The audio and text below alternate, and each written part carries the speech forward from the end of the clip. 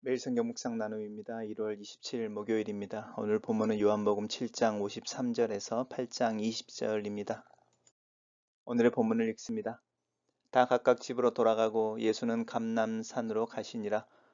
아침에 다시 성전으로 들어오시니 백성이 다 나오는지라 앉으사 그들을 가르치시더니 서기관들과 바리새인들이 음행 중에 잡힌 여자를 끌고 와서 가운데 세우고 예수께 말하되 선생이여 이 여자가 간음하다가 현장에서 잡혔나이다. 모세 율법에 이러한 여자를 돌로 치라 명하였거니와 선생은 어떻게 말하겠나이까? 그들이 이렇게 말하면 고발할 조건을 얻고자 하여 예수를 시험함이러라. 예수께서 몸을 굽히사 손가락으로 땅에 쓰시니 그들이 묻기를 마지 아니하는지라. 이에 일어나 이르시되 너희 중에 죄 없는 자가 먼저 돌로 치라 하시고 다시 몸을 굽혀 손가락으로 땅에 쓰시니 그들이 이 말씀을 듣고 양심의 가책을 느껴 어른으로부터 시작하여 젊은이까지 하나씩 하나씩 나가고 오직 예수와 그 가운데 섰는 여자만 남았더라. 예수께서 일어나사 여자 외에 아무도 없는 것을 보시고 이르시되 여자여 너를 고발하던 그들이 어디 있느냐 너를 정죄하는 자가 없느냐 대답하되 주여 없나이다. 예수께서 이르시되 나도 너를 정죄하지 아니하노니 가서 다시는 죄를 범하지 말라 하시니라. 예수께서 또 말씀하여 이르시되 나는 세상의 빛이니 나를 따르는 자는 어둠에 다니지 아니하고 세상의 빛을 얻으리라. 바리새인들이 이르되 내가 너를 위하여 증언하니 내 증언이 참되지 아니하도다. 예수께서 대답하여 이르시되 내가 나를 위하여 증언하여도 내 증언이 참되니 나는 내가 어디서 오며 어디로 가는 것을 알거니와 너희는 내가 어디서 오며 어디로 가는 것을 알지 못하느니라. 너희는 육체를 따라 판단하나 나는 아무도 판단하지 아니하노라. 만일 내가 판단하여도 내 판단이 참되니 이는 내가 혼자 있는 것이 아니요 나를 보내신 이가 나와 함께 계심이라. 너희 율법에도 두 사람의 증언이 참되다 기록되었으니 내가 나를 위하여 증언하는 자가 되고 나를 보내신 아버지도 나를 위해 증언하시느니라. 이에 그들이 묻되 내 아버지가 어디 있느냐? 예수께서 대답하시되 너희는 나를 알지 못하고 내 아버지도 알지 못하는도다. 나를 알았더라면 내 아버지도 알았으리라. 이 말씀을 성전에서 가르치실 때에 헌금함 앞에서 하셨으나 잡는 사람이 없으니 이는 그의 때가 아직 이르지 아니하였음이라. 오늘 본문은 좀 길입니다. 그리고 짧은 단락들로 구성되어져 있는데 7개의 단락입니다. 첫 번째 단락입니다. 각각 다 집으로 돌아가고 예수님은 감람산으로 갑니다. 하루가 끝났다는 뜻이죠. 감람산은 예루살렘 성전이 이렇게 있을 때 여기 이제 기본 골짜기라고 이렇게 약간 골짜기 이렇게 성전이 언덕에 있으니까 약간 골짜기가 이렇게 형성이 되고 건너편에 이제 언덕이 있는데 이 언덕이 감람산입니다. 우리가 말하는 올리브산이라는 거죠. 이제 이 감람이라는 말이 성경에서는 이렇게 번역되어져 있는 게 올리브를 의미합니다. 왜냐하면 이 언덕에 이제 이 올리브 나무로 구성되어지는 가수원들이 많이 있습니다. 그래서 여기를 감람산이라고 하였어요. 이제 성전에서 가르치시고 감람산으로 넘어오셨다가 다시 이제 감람산에서 성전으로 들어가시는 부분을 이야기하고 있습니다. 단락을 요약해 보겠습니다. 예수께서는 유대 종교 지도자들의 위협에도 지속적으로 성전에서 백성들을 가르치신다. 이렇게 요약했습니다. 두 번째 단락입니다. 그렇게 가르치시는 중에 서기관과 바리새인들 이렇게 말하는데요. 이제 어, 그 종교적으로 지도자들인 것이죠. 정통주의 종교 지도자들이 이제 음행 중에 잡힌 여자를 끌고 와서 사람들과 함께 가운데 세우고 이제 예수님이 가르치신 성전 안에 뜰이 있었을 텐데 그 뜰 안에서 이제 세우고 예수께 이제 말하는 거죠. 이 여인이 가늠하다 현장에서 잡혔는데 모세 율법에는 이런 여자를 돌로 치라고 명하였는데 선생님은 어떻게 하시겠습니까? 이렇게 이제 물어보는 거죠. 근데 이제 재밌는 것은 음행 중에 잡혔을 때 남자도 사실은 있었을 텐데 그 남자의 이야기는 등장하지 않는다라는 부분 한번 생각해 보시면 좋겠습니다. 단락을 요약해 보겠습니다. 서기관과 바리새인들이 음행 중에 잡힌 여자를 끌고 와서 예수께 그녀를 어떻게 해야 할지를 묻는다. 이렇게 요약했습니다.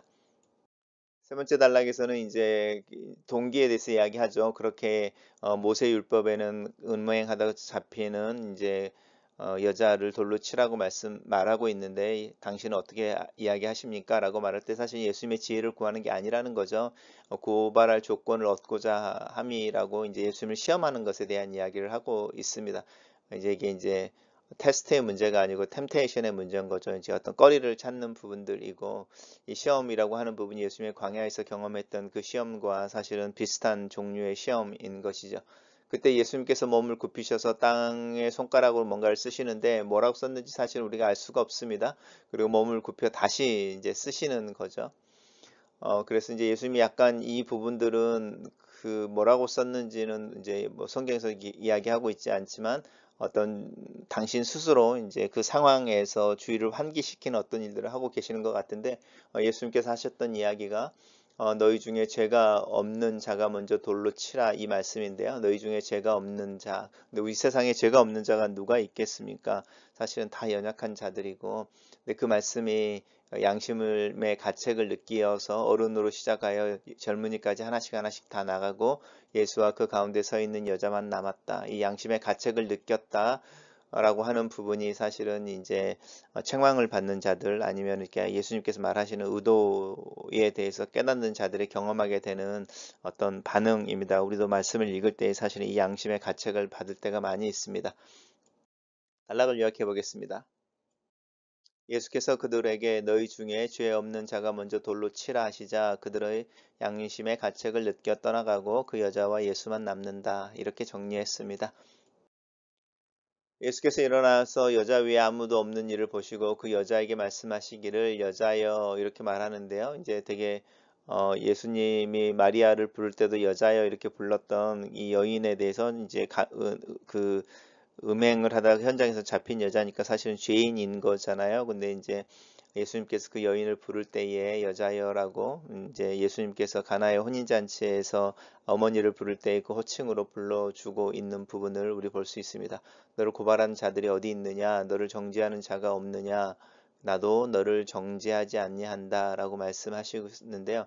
이 나도라고 하는 부분은 이제 그 앞에 다 떠나가는 이들 위에 이제 당신을 더하심으로 어떤 파이널 이렇게 그 어떤 그 법정에서 이렇게 선고와 같이 이제 망치를 세 번 두들겨 주는 거죠. 그러시고면서 이제 용서를 하시는데 이제 용서라고 하는 부분이 그래서 네 마음대로 살아 이것이 아니죠. 이렇게 다시는 죄를 범하지 말라 이렇게 분명하게 이제 말씀하고 있습니다. 하나님의 은혜와 하나님의 긍휼이라고 하는 부분들이 우리에게 주어질 때에 그것이 특별한 이렇게 특권의 형태로 주어진다는 것을 기억하고 그러고 나면 내가 용서를 받았기 때문에 그 용서 받은 자의 삶에 대한 기대가 책임감처럼 우리에게 또 이렇게 온다는 것을 사실은 동시에 기억할 필요가 있습니다. 단락을 요약해 보겠습니다. 홀로 남은 여인에게 예수께서 나도 너를 정죄하지 아니하노니 가서 다시는 죄를 범하지 말라 이렇게 정리해 봤습니다. 예수께서 또 말씀하여 이르시되 나는 세상의 빛이니 나를 따르는 자는 어둠에 다니지 아니하고 세상의 생명의 빛을 얻으리라 이렇게 이야기하고 있습니다. 이 세상의 빛이라고 하는 부분은 요한복음 1장에 나오는 부분이죠. 그리고 나를 따르는 자는 어둠에 다니지 않나 아니 이 어둡다라는 것은 깨닫지 못하는 것이죠. 이렇게 상황들을 볼 수 없는 것이고 자기가 누구인지도 알지 못하고 하나님도 알지 못하고 또 하나님께서 어떤 긍휼을 베푸시고 잃어버린 자를 찾아 내시고 하나님의 백성들을 하나님의 나라로 인도하기 위해서 어떤 일들을 하고 있는지를 깨닫지 못할 때 사실 우리는 어둠에 다니는 것이죠. 영적으로 무지할 때. 그리고 이제 생명의 빛을 얻으리라라는 이야기를 하고 계십니다. 근데 이제 이 말씀을 하시는 부분이 이제 첫째는 그 앞에 있는 가늠한 여인 그리고 그 여인을 용서하시는 예수님 그리고 이제 그 여인을 향한 용서가 이제 단순한 그냥 어떤 사면의 문제가 아니고 이렇게 용서받은 자로서의 그 다음에 나오는 삶에 대한 어떤 기대를 이렇게 하나님께서 요구하신다라고 말하는 일련의 그 모습과 또 이제 예수님께서 당신을 이렇게 증거하고 증언하는 부분들 속에서 이제 반복되어지는 어떤 I am이라고 말하는 선언인 거죠. 우리가 지금 계속 이 선언들이 나오고 있는데 나는 생명의 떡, 나는 생명의 이렇게 피 이런 이야기도 하셨었죠. 그래서 기억하시면 좋을 것 같습니다. 단락을 요약해 보겠습니다. 또 예수께서 나를 세상에 비치니 나를 따르는 자는 어둠에 다니지 아니하고 생명의 빛을 얻으리라 라고 하신다. 이렇게 요약해 봤습니다. 자연스럽게 이제 바리새인들과 다시 이제 논쟁이 되어집니다. 이 이제 긴 이야기들이 예수님께서 아침에 이렇게 성전에 오시고 그리고 오전에 이제 이 간음한 현장에서 잡힌 여인을 가지고 이제 바리새인과 레위인들 서기관들과 이제 이렇게 논쟁을 하시고 또 예수님께서 가르치시고 이제 오후쯤이 됐겠죠. 다시 이제 바리새인들과 이 이야기를 하는데 이제 바리새인들이 던진 질문은 그러니까 I am이라고 말하는 예수님께서 나는 세상의 빛 이렇게 선언하는 것에 대해서 이야기하는 거죠. 너가 네 자신을 위해서 증언하는 것, 그것은 교만한 것이고 네 증언은 참되지 않은 것이다. 이렇게 이제 예수님을 비난하는 것이죠. 그럴 때 예수님께서 말씀하시는 거죠. 어, 율법에도 두 사람의 증언이 참되다. 이렇게 이제 이렇게 이야기되어져 있는데 첫 번째 내가 나를 위한 증인이 되고 나를 보내신 아버지가 나를 위한 증인이서 나를 보내신 아버지가 나를 증거하고 내가 내 스스로를 증거할 때 두 사람의 증인이 있는 거 아니냐 이렇게 이제 이야기하시면서 논쟁을 해 가는데 그럼에도 불구하고 이 유대 종교 지도자들인 바리새인들은 예수님에게 물어보는 거죠. 내가 내 아버지가 어디 있느냐 이렇게 지금 모르는 척하고 있는 부분들이죠. 근데 이제 너희가 나를 알지 못하고 내 아버지를 알지 못하는도다. 이제 이 이야기가 우리 요한복음 14장으로 가면은 이제 아버지를 믿으니 또한 나를 믿으라 이런 말씀도 하시고요.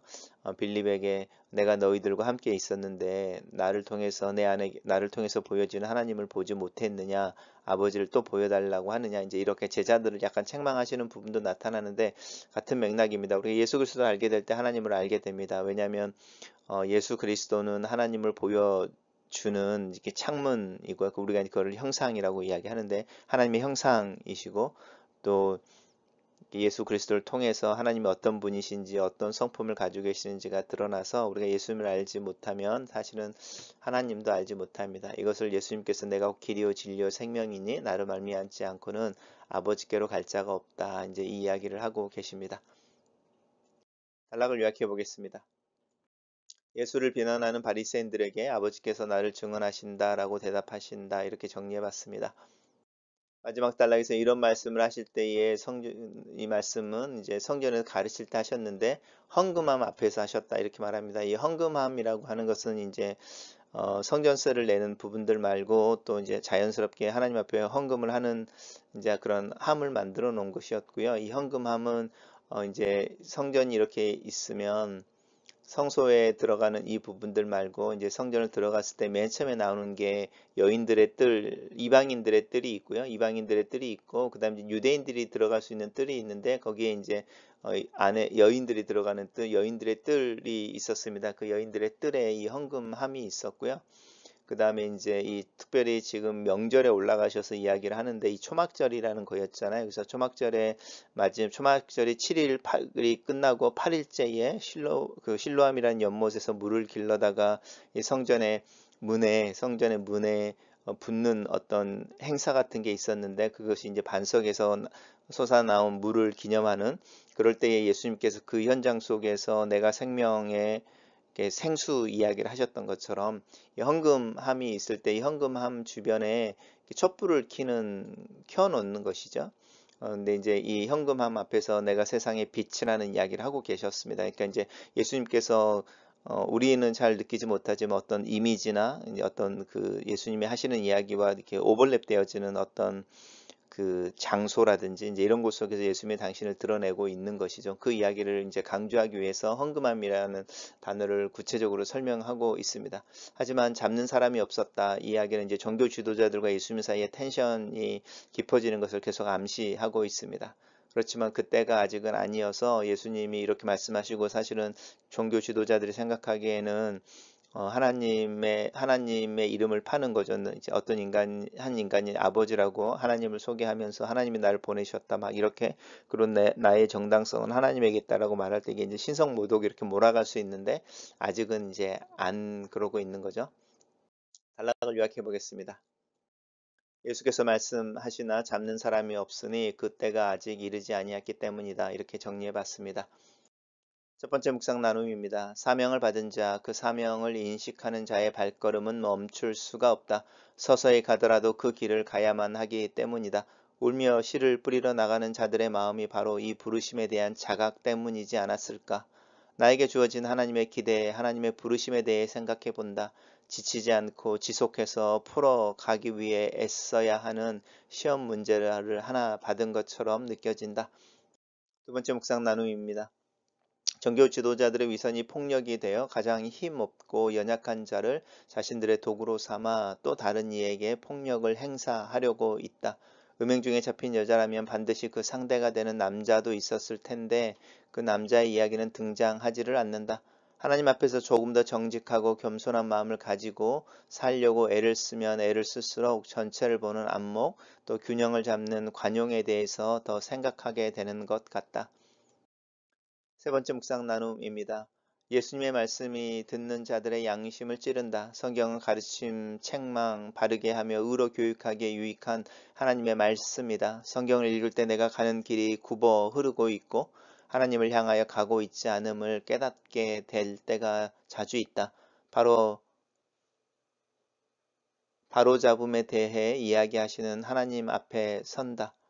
내 삶에 반복되어지는 잘못과 은밀한 죄를 먼저 인식하고 하나님 앞에 긍휼을 구한다. 그리고 내가 경험한 긍휼로 내 앞에 서 있는 이들을 향하여 마음을 열 수 있기를 기도한다. 네 번째 묵상 나눔입니다. 주님의 긍휼은 맨 마지막에 들리는 재판관의 선고처럼 들린다. 나도 너를 정죄하지 않는다. 이 말은 마지막으로 최종 판결이 선포되는 것과 동일하다. 내가 하나님 앞에 서는 날 주님께서 동일한 음성을 나에게도 하시기를 들려주시기를 기도한다. 용서와 관용은 무책임하거나 나와는 상관이 없다는 식의 무관심의 표현이 아니다. 하나님께 받은 특권은 항상 책임의 문제를 수반한다.